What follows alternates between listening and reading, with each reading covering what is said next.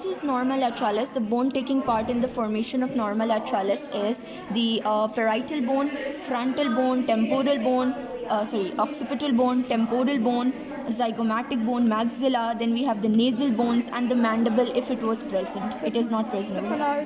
Yeah, sphenoid from the inside. Okay.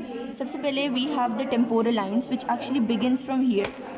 As we have the temporal lines which begins from this zygomatic arch as one temporal line, then eventually it will split into two temporal lines.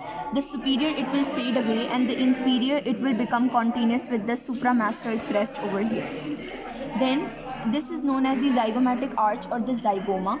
Outer surface, inner surface, this is the anterior end and this is the posterior end. This is the upper margin and this is the lower margin. Lower margin provide attachment for the masseter muscle. This is the anterior end. This point it is known as the jugal point over here. अब थोड़ा करीब करते हो, zoom करते हो. This is the posterior end. It has these anterior roots which is coming from inside, coming in front of this auricular fossa. This is auricular fossa and this is the anterior root. This is the posterior root which becomes continuous with the supramastoid crest. Then here we have the tubercle. This is known as the auricular tubercle. This is the mandibular fossa where the mandible will articulate, and this is known as the postclinoid tubercle.